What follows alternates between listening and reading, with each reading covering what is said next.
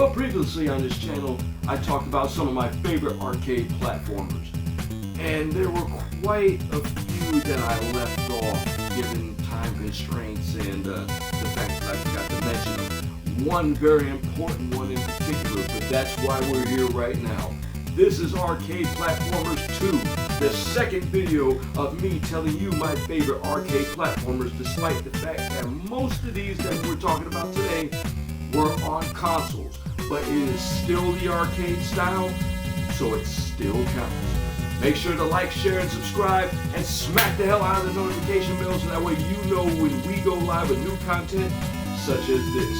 And by the way, the G.A.A.S merch store is finally open. We are on Redbubble, so head on over there. The link is in the description and check out some awesome G.A.A.S merch that you can get on you.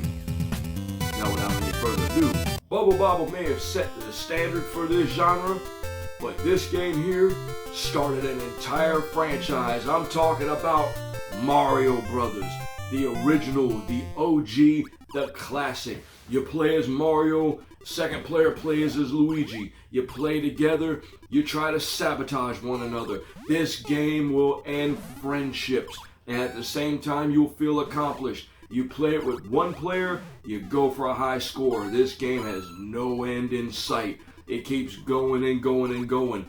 Yeah, that's right, you ain't gonna find Bowser and Princess Peach and Toad in this one. This here's the prequel. This game is here setting up the events of how Mario and Luigi wound up in the Mushroom Kingdom, which set the stage for a little known sequel. Yeah, I said it. It is a sequel called Super Mario Brothers. Not only did this game in particular set the stage for the franchise, but its sequel, Super Mario Brothers, would go on to save the entire video game industry. Mario Brothers, y'all. Classic. And speaking of sequels,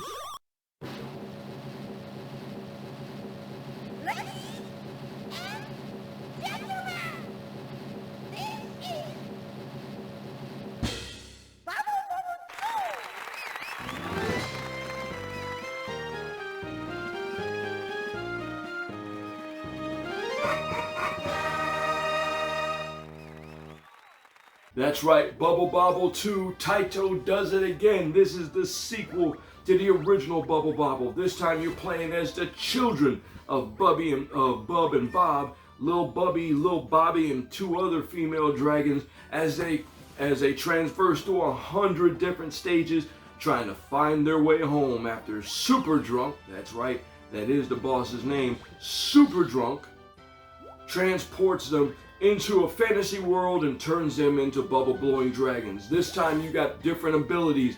This time you got different power-ups. You can even call on assists from other Taito games, such as Hipopo from Liquid Kids. Yeah, that's right, he's in this game too. And unlike the original Bobble, there are boss battles every few stages, and you can also choose which path you can go. Bobble 2 is all around awesome. Check this one out.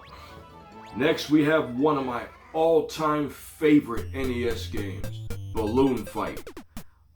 This takes the formula of Joust and makes it better. Because let's be real here, I'm just gonna come around and say it. I never liked Joust. I was never a fan of it. I thought Joust was just meh. But Nintendo did it better. You play as a nameless guy on some balloons taking out some demon-looking things. You fight, you pop the other people's balloons, you kick them off the stage, you try to aim them toward the water so that way they get eaten by a fish. It is great. This is also a two-player game, same as Mario Brothers. You try to fight together or sabotage one another. The game is called Balloon Fight after all. Again, one of my all-time favorite games on the NES, Balloon Fight. Love this one.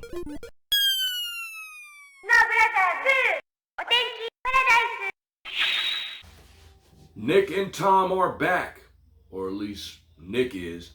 Snow Brothers 2 with New Elves. That's right, that is a weird title for a sequel, with New Elves. Nick is here, but Tom's nowhere to be found. You have 3 brand new characters, and just look at that vibrant select screen. It is just so awesome. I'm playing the Japanese version here, and this select screen is just so good. Just, you know what? Screw it. I'm going to address the elephant in the room with this game. Okay? I'm going to address the one topic that no one will touch on, because here at G.A.A.S, that's exactly what we do. We talk about things that no one else will talk about. Either they don't know about it or they're too afraid to. This is the afraid topic. So here's my gripe. I'm playing the Japanese version for obvious reasons. Because I absolutely loathe the American version. The American version is absolutely cringe and it gives me a headache. And here's one of the reasons why. Look at the vibrant, colorful, beautiful character select screen on the Japanese version. Here's what they did for the American version.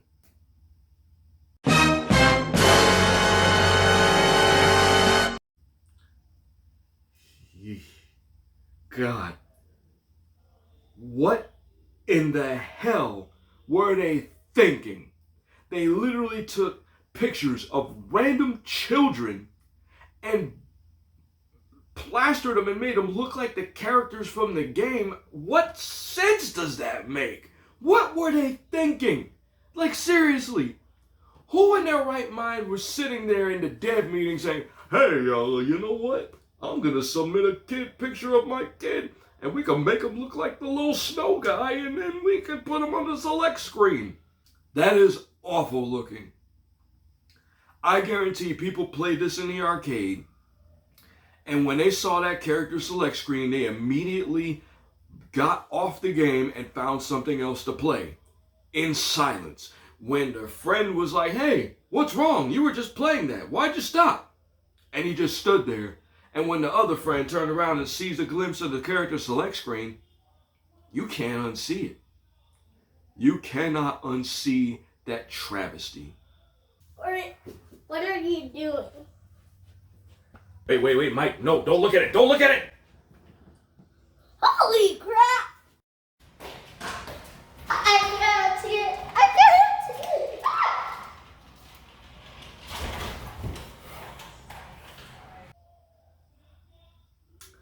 Anyway,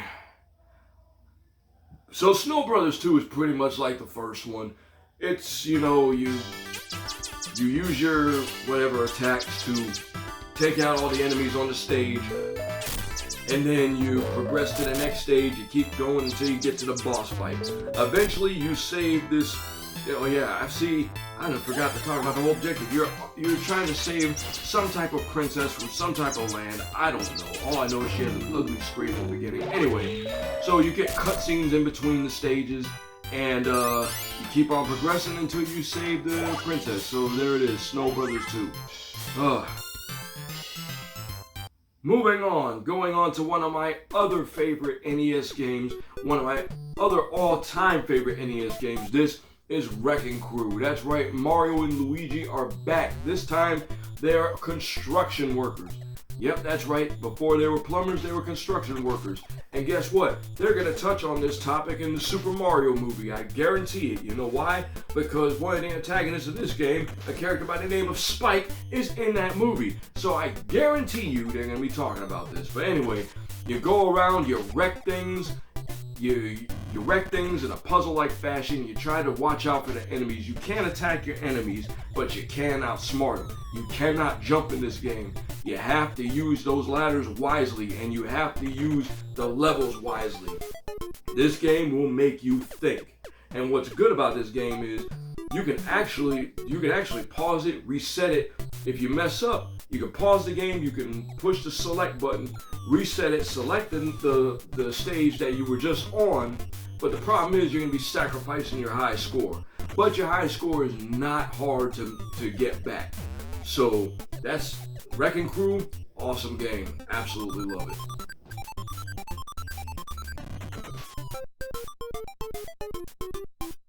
Yeah, BIBUS 2. I have no idea what a Yeah, BIBUS is or what it means. All I know is that this game was developed by the great John Riggs. If you haven't seen his YouTube channel, y'all need to go check out John Riggs. He's an all-around awesome guy. I hope to work with him one day in this whole YouTube game, given that we're about to be big time pretty much soon. But yeah, this game was slated to come out for the NES back in the late 80s, I believe. It was mentioned in Nintendo Power. But all we got was a name and a description. No screenshot. And the game never happened. This is that game. John Riggs made that game. And it is fun. Sure, the color is a little off, but that doesn't stop the game from being fun. You go around, you play as two zombies, you go around and you kill different monsters, and you have a set amount of monsters you have to kill in a certain time limit. You're doing this all to the magic of chiptune classical music. It is phenomenal. Yeah, BIBUS 2. It's for modern consoles. I got it for the Nintendo Switch. Y'all check it out. Yeah, BIBUS 2. Or is it Yeah, BIBUS 2? I had no clue.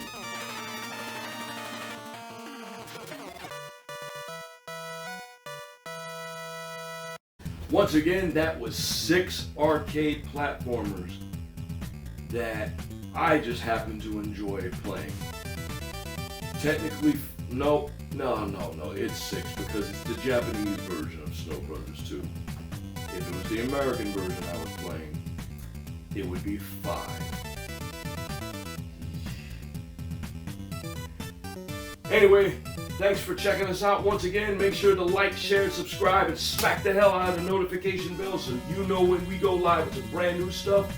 I want to thank each and every one of you. We are literally on the brink of 1,000 subscribers. We are on the way to 1K. We are right there. So if you haven't subscribed yet, if you're watching this and you're one of those who haven't subscribed yet, click that button. Help us reach our goal.